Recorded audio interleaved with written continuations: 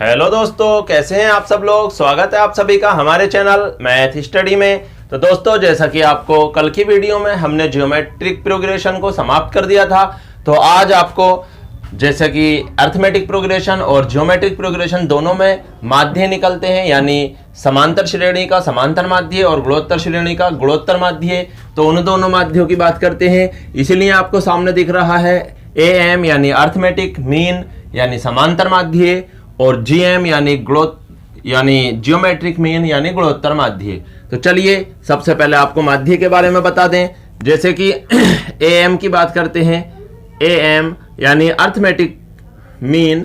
Arithmetic mean क्या होता है? सपोज करो अगर आपके पास दो नंबर हैं A एंड B, अब आपको यहाँ इन दोनों का अर्थमेटिक मीन यानी समांतर माध्य निकालना है, तो आप क्या करेंगे, इन दोनों को ऐड करेंगे और 2 से डिवाइड कर देंगे। 2 है तो दोनों को ऐड करा और 2 से ही डिवाइड की। अगर 3 होंगे तो तीनों को ऐड करेंगे और 3 से डिवाइड करेंगे। समझ में आ रहा ही नहीं? 2 है तो दोनों को ऐड करा, 2 से डिवाइड किया। 3 है तो तीनों को ऐड किया, 3 से डिवाइड किया। और अगर बहुत सारे हैं, n नंबर हैं, यानी n नंबर है तो क्या करेंगे, n सभी को ऐड करेंगे, a प्लस बी प्लस सी और डॉट डॉट डॉट कहां तक plus tn, nth term n number तक सभी को ऐड करेंगे। और कितने हैं टोटल? n है तो n से डिवाइड करेंगे। ये फॉर्मूला आप याद रख के चलेंगे AM यानी अर्थमेटिक मीन के लिए। आप 2 या 3 तो केवल बताया गया था, मोस्टली ये फॉर्मूला है। अगर 4 हैं तो चारों को ऐड करो, 4 से डिवाइड। 5 हैं तो 5 को ऐड करो, 5 से डिवाइड। 10 हैं तो 10 को ऐड करो, 10 से डिवाइड। तो ये आपका अर्थमेटिक मीन का फॉर्मूला होता है। इसी प्रकार अगर बात करें GM की, इसे मैं रफ करता हूं, नोट कर लीजिए आप या स्क्रीनशॉट ले लें। और अब बात करते हैं GM यानी ज्योमेट्रिक मीन। तो ज्योमेट्रिक मीन में क्या होता है, देखिए GM यानी ज्योमेट्रिक मीन। तो ज्योमेट्रिक मीन में अगर 2 हैं A एंड B, 2 डिजिट हैं, तो क्या करेंगे, दोनों की मल्टीप्लाई करेंगे, A मल्टीप्लाई B, और उस पूरे की पावर कर देंगे 1/2। दोनों की मल्टीप्लाई, और 2 है तो पावर 1/2। अगर 3 होते तो तीनों की मल्टीप्लाई करते और पावर हो जाती 1/3। वैसे अगर n होंगे, a plus a multiply b multiply c multiply dot dot dot dot dot multiply tn, nth term तक सभी की मल्टीप्लाई करेंगे। और कितने हैं, n है तो पावर कर देंगे 1/n। अब 1 पावर का दूसरा मतलब भी होता है, देखिए जैसे 1/2 पावर है तो आप इसे ऐसे भी लिख सकते हैं √AB। 1/2 पावर का मतलब होता है अंडर a गुणा b, तो ab बन ही जाएगा। वैसे ही इसे आप लिख सकते हैं घनमूल ABC। यहां पर 1/3 तो 3 यहां लिख देंगे। वैसे ही अगर n पावर 1/n पावर है तो क्या करेंगे, यहां पर n लिखेंगे और ABC dot dot dot dot n तक। कहां तक? n तक। यानी सभी टर्मों की मल्टीप्लाई करनी है, गुणा करनी है, और पावर में 1 जितने टर्म है, या अंडर वाला ये साइन, ठीक है नहीं? तो आप इस टाइप से ज्योमेट्रिक मीन यानी गुणोत्तर माध्य निकाल सकते हैं। तो ये तो फॉर्मूले की बात हो गई। इससे आगे कुछ और बात करते हैं, इसे रफ करता हूं मैं। और देखिए स्क्रीनशॉट मैं समझता हूं आपने ले ही लिया होगा, और नहीं लिया है तो आप जरूर लें। और अब देखिए बात करते हैं। तो देखिए अगर हमसे पूछ लिया जाए कि AP में 4 संख्याएं हैं या 2-3 संख्याएं, AP में हमें संख्याएं माननी है तो कैसे मानी जाएंगी? AP में संख्याएं, AP के लिए बात करते हैं। कोई हमसे कह रहा है कि AP में संख्याएं मानिए, यानी 3 संख्याएं AP में हैं, 4 संख्याएं AP में है, तो हम अपने पास से कोई संख्याएं मानते हैं। और क्या माननी चाहिए हमें वो संख्याएं? उसके लिए यहाँ थोड़ी सी स्पेशल बात है। अगर आपको विषम संख्याओं में संख्या माननी पड़ेंगी, विषम, तो विषम के लिए आप क्या करेंगे, सबसे पहले A लेंगे और फिर इधर को D जोड़ देंगे और इधर को D माइनस कर देंगे। 3 संख्याएं लेनी तो आपको यह 3 संख्याएं हैं जो AP में लेनी पड़ेंगी। और अगर आपको 5 लेनी है, 3 लेनी तो ये 3 लेंगे, 5 लेनी है तो फिर इधर को जोड़ दीजिए a प्लस 2d, और एक इधर को घटा दीजिए a माइनस 2d। ये आपको 5 मिल गई। 5 ने अगर आपको 7 लेनी है तो 7 के लिए क्या लेंगे, a प्लस 3d और इधर a माइनस 3d। ये 7 आप AP में लेंगे। ये तो तब हुई जब आपको विषम माननी है, यानी ऑड नंबर लेनी है। अगर आपको इवन नंबर चाहिए यानी सम संख्याएं माननी है तो आप क्या मानेंगे, सबसे पहले लेंगे आप a प्लस डी, मतलब a माइनस डी और a प्लस डी, दो तो ये हो गई, ये दो लेंगे बीच में, कम से कम दो माननी है अगर, तो ये दोनों मानेंगे। और अगर दो से ज्यादा माननी यानी चार, तो चार में क्या करेंगे, a प्लस थ्री डी और a माइनस थ्री डी, चार लेनी है तो ये चारों लेंगे। सपोज करो 6 लेनी हो तो 6 के लिए क्या करेंगे, a प्लस 5d और इधर करेंगे a माइनस 5d। तो इस टाइप से आप संख्याएं मान सकते हैं एपी के लिए। जैसे कि क्वेश्चन में कहीं कहता है कि तीन संख्याएं एपी में हैं जिनका योग 12 है, तो आपको 3 वाली बात आ रही तो इन तीनों को लेंगे। अगर आपसे कह रहा है कि 6 संख्याएं एपी में हैं और उनका योग 50 है, तो आपको इन 6 को लेनी पड़ेंगी। ये याद रखना, 6 संख्याएं होगी तो ऐसे लेना पड़ेगा। अब बात कर लेते हैं यहां पर जीपी की। ऐसे ही अगर जीपी में माननी पड़े संख्याएं, यानी कह दिया जाए कि जीपी में है संख्याएं और योग इतना बताइए, तो क्या करेंगे, अगर इवन है, सॉरी ऐड है, तो ऐड के लिए क्या, ओड के लिए, सॉरी ऐड नहीं ओड है, ओड नंबर है तो ओड नंबर के लिए सबसे पहले ए लेंगे और इधर आर की मल्टीप्लाई कर दो, इधर आर की डिवाइड कर दो।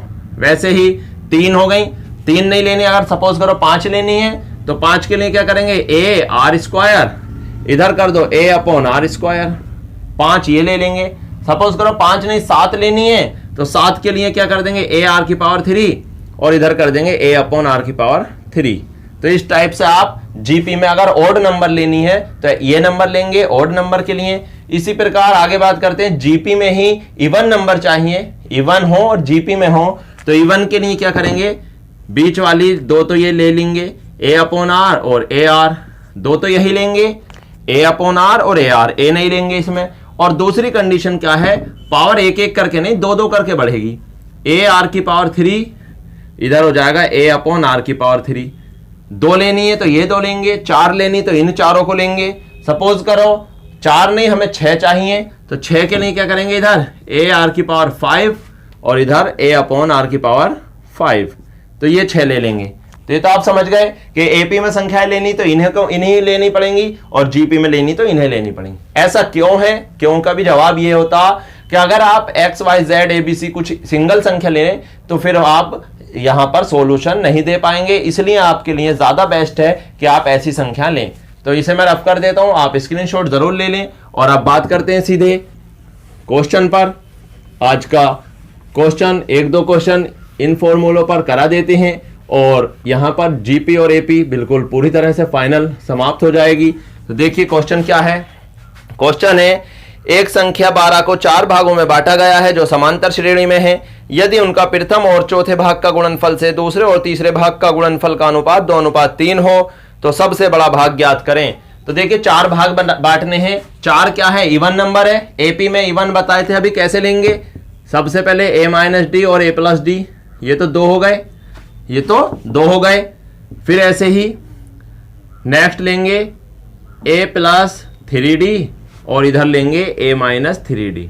4 की बात हुई है तो हमने ये 4 भाग बांट दिए, 4 भाग। अब ये 4 भाग किसके हैं, ये 20 के हैं, चारों टुकड़े 20 के किए हैं। तो यहां क्या करेंगे, इसका मतलब ये हुआ कि इन चारों को अगर जोड़ दिया जाए तो 20 आना चाहिए, ऐसे ही है नहीं बात। तो हम इन चारों को प्लस कर देते हैं, ऐड कर देते हैं, तो क्या आना चाहिए, 20। अब देखिए यहां पर 3d माइनस का 3d प्लस का कैंसिल हो जाएगा और d minus d plus cancel हो जाएगा। तो a कितने आ गए, 4a बराबर 20, 4 से 25 टाइम डिवाइड होगा तो a बराबर आएगा 5। a कितना आ गया, 5। फिर आगे कुछ और दे रखा है, कुछ और क्या है, कह रहा है यदि उनका प्रथम और चौथे भाग का गुणनफल, प्रथम और चौथे भाग का गुणनफल, प्रथम क्या है, a माइनस 3d है और गुणनफल है यानी चौथा भाग है a प्लस 3d। तो ये देखिए पहला हो गया और ये चौथा हो गया, पहले और चौथे के गुणनफल और दूसरे और तीसरे के गुणनफल का अनुपात, अनुपात का मतलब भाग होता है दूसरा और तीसरा। तो दूसरा है a माइनस डी और तीसरा है a प्लस डी, बराबर अनुपात कितना है, 2:3। तो 2:3 मतलब 2/3 है, यही तो है। आप इसे सोल्व करें, सोल्व करेंगे तो देखिए एक बार जुड़ रहा एक बार घट रहा, स्क्वायर बन गया a square minus 9d square, नीचे भी फॉर्मूला बन गया a square minus d square बराबर 2/3।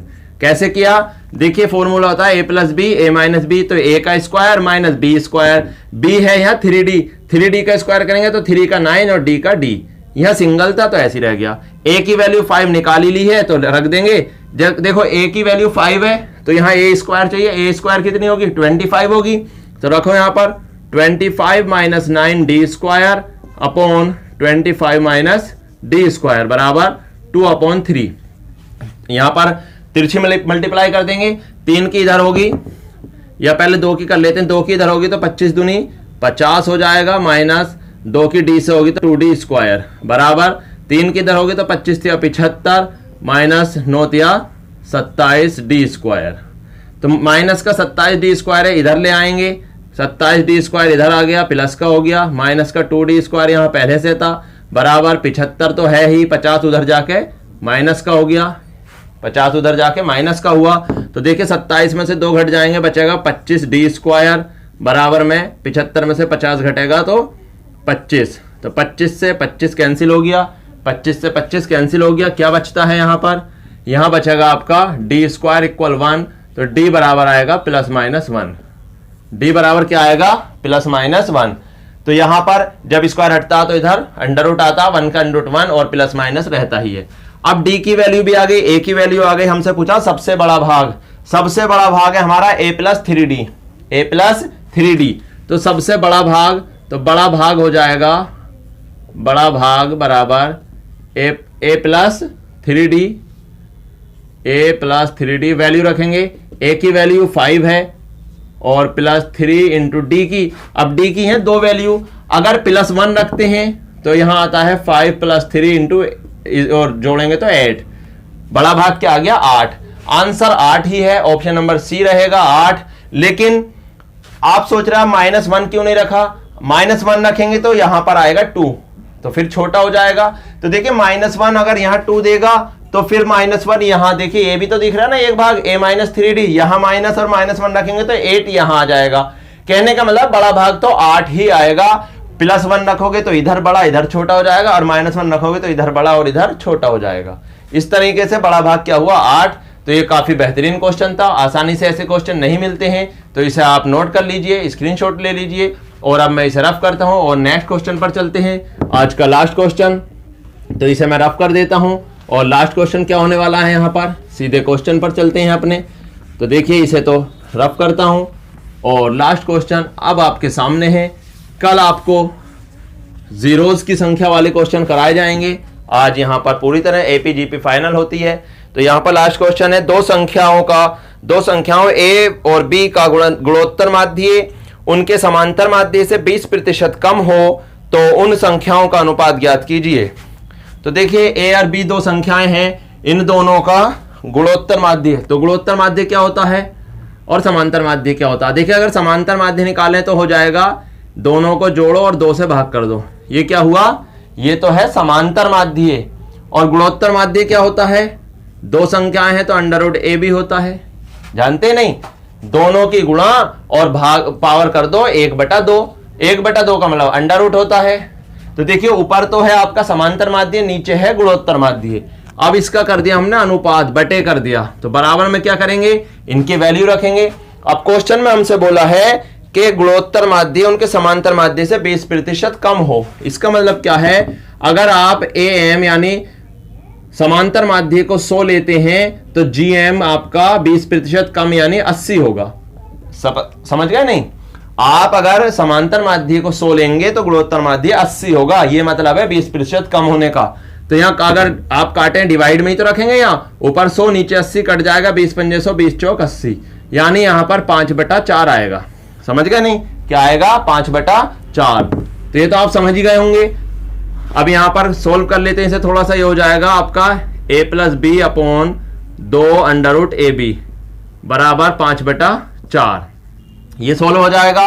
अब इसे a और b की वैल्यू निकालनी है अनुपात में, तो बहुत ज्यादा कठिन काम है। उसके लिए आपको मैंने एक दिन और बताया था, एक होता है योगांतर अनुपात, उसका यूज कर लेते हैं यहां पर, योगांतर अनुपात का योगांतर अनुपात लगाते हैं। अब योगांतर अनुपात क्या होता है, योगांतर अनुपात यहां पर होता है, अंश है जैसे आपका a प्लस बी, अगर इसमें आपने हर को जोड़ दिया plus 2 under root a b जोड़ सकते नहीं, नीचे वाला हर है ऊपर जोड़ दिया, तो आप नीचे घटाएंगे a plus b minus 2 under root a B.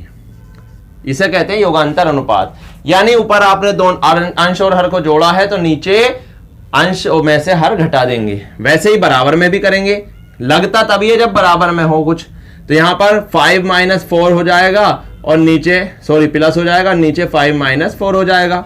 तो देखिए इसका होल स्क्वायर बन सकता कैसे, यह है आपका अंडर रूट ए का square plus under root b का square plus 2 under root a गुणा अंडर रूट बी। ऐसा लिख सकते नहीं, देखो 2 अंडर रूट ए बी तो ये है ही, और ए को अंडर रूट ए स्क्वायर लिख दिया, अंडर रूट भी लगा दिया, स्क्वायर भी लगा दिया, कोई फर्क तो पड़ा नहीं भाई। अंडर रूट से स्क्वायर कैंसिल हो जाता है, स्क्वायर से अंडर रूट हट जाता है, तो ए बचेगा, ए पहले से ही था। वैसे ही नीचे भी लिख सकते हैं अंडर रूट ए का square plus under root b का स्क्वायर और माइनस 2 अंडर रूट ए गुणा अंडर रूट बी बराबर 5 और 4 9 बटे 5 में 4 का 1। तो देखिए फॉर्मूला बन गया, ऊपर वाला बना अंडर रूट ए प्लस अंडर रूट बी का होल स्क्वायर और नीचे वाला बना आपका अंडर रूट ए माइनस अंडर रूट बी का होल स्क्वायर बराबर 9 बटा 1। ये बन गया यहां तक अंडर रूट ए प्लस बी का होल स्क्वायर, अंडर रूट ए माइनस बी का होल स्क्वायर। आगे सोल्व करते हैं, स्क्वायर हटाएंगे उधर अंडर रूट चढ़ेगा और 9 का वर्गमूल 3 1 का 1, तो फाइनली बनेगा अंडर रूट ए प्लस अंडर रूट बी बटा अंडर रूट ए माइनस अंडर रूट बी बराबर 3 बटा 1। इधर वर्गमूल स्क्वायर हट जाएगा ना इधर, तो अंडर रूट आ जाएगा, अंडर रूट 9 का अंडर रूट 3 और 1 का 1, तो उधर पहुंच गया 3 बटा 1। तिरछे मल्टीप्लाई करते हैं, तो तिरछे करेंगे तो क्या होगा, यहां पर देखिए 3 की इधर होगी तो बनेगा 3 अंडर रूट ए माइनस 3 अंडर रूट बी। 3 की इधर हुई तो बराबर 1 की होगी तो हो जाएगा अंडर रूट ए प्लस अंडर रूट बी। तो यहां पर 3 अंडर रूट ए और अंडर रूट ए इधर लाएंगे, अंडर रूट ए इधर लाएंगे तो हो जाएगा माइनस का अंडर रूट ए बराबर 3 अंडर रूट बी इधर पहुंचेगा तो प्लस का हो जाएगा 3 अंडर रूट बी और प्लस अंडर रूट बी पहले से था, तो 3 में से 1 घटेगा, बचेगा 2 अंडर रूट ए बराबर हो जाएगा 3 और 1 4 अंडर रूट बी। तो 2 से 4 कट गया 2 बार, तो यहां बचा अंडर रूट ए बराबर 2 अंडर रूट बी। अब हमसे तो संख्याओं का अनुपात पूछा था तो इधर ले आते हैं, अंडर रूट ए अपॉन अंडर रूट बी बराबर हो जाएगा 2 बटा 1। हो जाएगा नहीं, अंडर रूट बी इधर आ गया, 1 हम लिख ही सकते हैं। अब हमसे अंडर रूट में नहीं, केवल संख्याओं का अनुपात पूछा, संख्या यहाँ पर अंडर रूट हटाएंगे, स्क्वायर करेंगे तो हो जाएगा a बटा बी बराबर 2 का स्क्वायर 4 बटा 1 का 1। तो फाइनली आंसर आ गया a अनुपात b बराबर 4 अनुपात 1।